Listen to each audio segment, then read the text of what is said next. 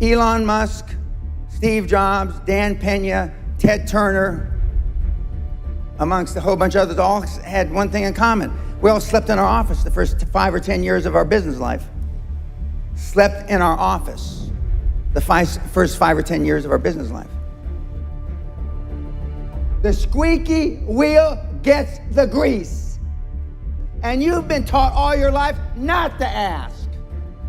You don't have to have any money.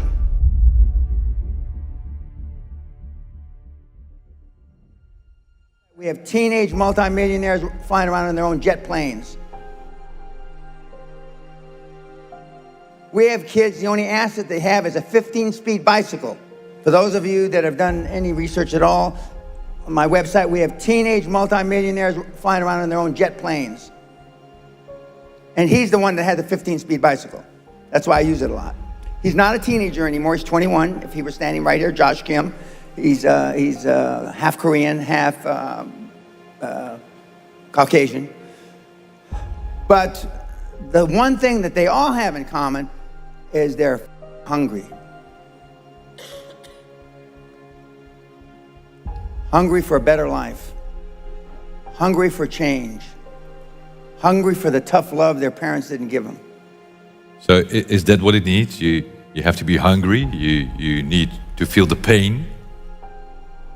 Growth only comes through pain. For those that have read about being an athlete, no pain, no gain. It's the same in life. Elon Musk, Steve Jobs, Dan Pena, Ted Turner, amongst a whole bunch of others, all had one thing in common. We all slept in our office the first 5 or 10 years of our business life. Slept in our office the first 5 or 10 years of our business life. I think we would like to know, how does it work? The QLA principle. Okay. The basics. What can you teach him? There's only one moving part to the QLA model. How does it work? Okay, I'm going to tell him right now. There's only one moving part. But since it's only got one moving part, I'm giving you the benefit of the doubt that you can get this. Motivated seller. Now, I know it's not politically correct to talk about having sex with 1,000 partners anymore. But rock stars got nothing on Dan Pena. I got more ass than a toilet seat at a fucking bus station. And I was proud of it. How? Because I asked. The squeaky wheel gets the grease. And you've been taught all your life not to ask. To politically fit in. So the one moving part is a motivated seller. Now let's say that this table are all in IT. This table is in manufacturing. This table is in medical services. And this table is in construction. Of these 5 tables, or 5 industries I just mentioned, you're looking for a seller that is between 55 and 70. He has no line of succession, meaning he has nobody to leave the business to. Because most children today don't want to have anything to do with their parents' business. There's no succession planning. So there's got a guy, 68 years old, he's been in the business 35 years, he's built up a construction company to 5 million euros a year. He makes let's make it even numbers, €1 million a year out of 5 million, which would be a great business, that'd be 20%. What's he gonna do when he drops dead? He's gonna drop dead, right? And who's he gonna leave the business to? The hag he calls his wife. And what is she gonna do with the business? All nothing. She's hoping she dies before him, so she doesn't have to be stuck with the business. Why don't the owners plan for death? Because nobody wants to talk about it. Why don't owners have a succession plan, meaning when I die, this is what's going to happen to the business? Because they don't want to talk about it. It's one of the things you don't talk about. It's the only thing I talk about. Okay, so you got a motivated seller. He's got a construction company, 5 million euros a year revenue, total revenue. He makes 1 million after tax.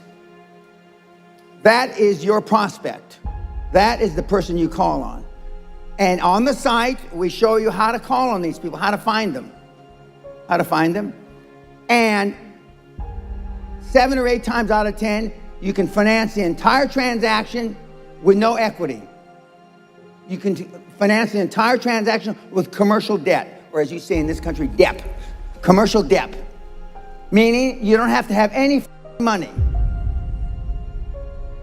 Now, Nyarota, which I had the privilege of teaching at back in the 90s, Erasmus, which I had the privilege of teaching at back in the 90s, and the University of Amsterdam, which I had the privilege of teaching at back in the 90s, I used to ask the question, how many classes have you had in buying a business? Nobody raised their hand. How many classes have you had in selling a business? Nobody raised their hand.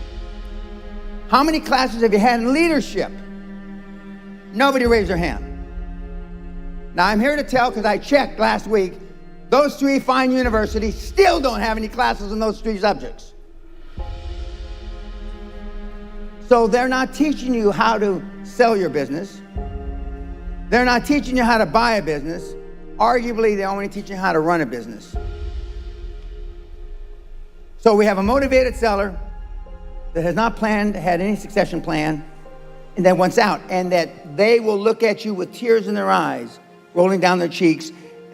You're their savior. Because otherwise, they're going to die. And most of the owners that I just described in those 5 industries are going to die intestate. That means without a will. Why don't they have a will? For the same reason I just said, because they don't want to talk about dying. So what happens when John dies and leaves Mary his business? Without a will. It goes into probate, or whatever the equivalent there is in this country, which means it's in limbo. And it's going to be there between 6 and 36 months. But you step in like a knight on a white charging horse to save them. And that's the methodology we use. And this methodology has been around about 140 years. And the first person to think of this, and it wasn't Dan Pena, Andrew Carnegie. The wee Scot, arguably the first really wealthy guy on the planet, who happens to coincidentally come from right down the road from where I live in Scotland. That's what QLA is. It shows you how to go in and buy the businesses for little or no money out of your own pocket and using commercial debt. And what Trump has done to assist you, even though you may not like him, is because now interest rates are at the lowest in 5,000 years. And I hear they're going to go lower in America. And when America sneezes, Holland catches a cold. So if interest rates go lower in America, what do you think is going to happen here? Interest rates are going to go lower. And that's what the QLA is, and it's a simple process. And he followed QLA. This is his 3rd time around. But he bought businesses with no money, right? Right? I mean, he did it. And it doesn't, it's nothing really hard. Now, why doesn't ING Bank tell you this? Why doesn't Rabo tell you this? And whatever the other Dutch banks are, right? Because this methodology I just described to you has little or no fees. I'm going to repeat myself. Little or no fees. There's no investment banking fee. There's no management fee. There's no succession fee. Because you're using commercial debt. And that's why they don't tell you. But then, is it still that easy as it was 20 years ago? Yes. You go to the it's bank. Easier now because there's more money on the street. But you go to the bank and you say that, I want to have your money. Well, no. You don't. You borrow. You're going to borrow the money. Just like you did. Yeah, but that was 20 years ago, other time. And what I did what he told me, and I didn't know better. So I went in, ING Bank, I asked for $500,000 and went out with the money. Because you told me you're not going to leave without the money. You don't leave without the money, or a check, or a wire transfer. You sit there and until they're embarrassed. You go in when the fucking bank opens up, 9 o'clock you open, 10, and you don't leave the goddamn place until you got money in your pocket. I mean, literally.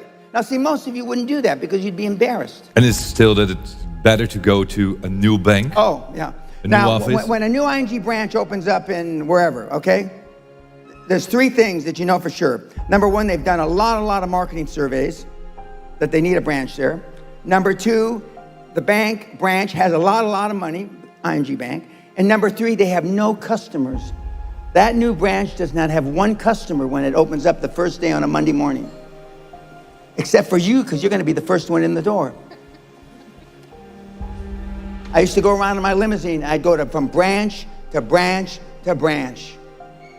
Boss, wake up, we're here. And I go through the same bullshit, the same pitch, which are all on my site free. And I wouldn't leave without it. We give you a script. What is your legal lending limit? What's your personal lending limit? The bank officer. You probably don't even know, if you've ever dealt with a bank, what the legal lending limit of the bank is. You probably don't even know what the banker's legal lending limit. And the banker will say, well, I can sign for $50,000. You personally can sign for $50,000. What a lucky day for the two of us. All I need is $49,500. What a lucky day. And we have kids doing this in the Netherlands today. So even since all the rules in the financial system has changed, you say it's still that easy. And the reason why it's easier, because from 20 years ago, there's probably 100 times more cash trying to get out of the bank doors into our pockets now than when you did it 20 years ago. For every dollar, for every euro you put in a bank, they lend out between 20 and 40 euros for every euro you put in, depending on the structure, depending on the balance sheet of the bank. So for every 1,000 euros you deposit, they can lend out between 20,000 and 40,000 euros. And when I was here teaching in the late 90s, I had a speech. It was called Holland is Not Heaven. And I was a member of the Amstel Club. I'm getting up and making a speech, and Mr. Heineken stood up and said, Mr. Pena, I don't mean to be rude or interrupt you, but could you speak about something else? And I said, well, Mr. Heineken, but why? He says, we all know that, but the Dutch don't like to face up to the truth. Can we talk about something else that's happier for us? And so then the then chairman of ING Bank stood up and said, well, Mr. Pena, let's talk about prostitution. We all understand that. And I didn't know much about prostitution, at least the way it is legalized here. I talked another 10 or 15 minutes, and then we retired to the bar and we had drinks. But now the difference is there's so much more money. And from when you did it, the interest rates are probably 1/5 as high as they were when you took the money from the bank.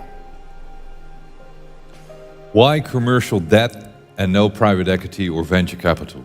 Because when you take private equity and venture capital, they're going to want the lion's share of the ownership of the business.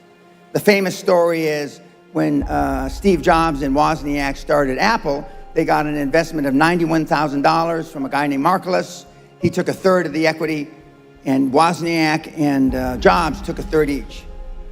Now, that $90,000, they take 90% and leave 10% to the founders or the owners. But it's too easy. It's too easy. And when you know that the banks, 75% of all bank loans on the planet are made the last 90 days of the calendar year. I'm going to say it again. 75% of all bank loans made in the world are made the last 90 days of the year. Why? Because they want to get the money out the door so they can pay Christmas bonuses.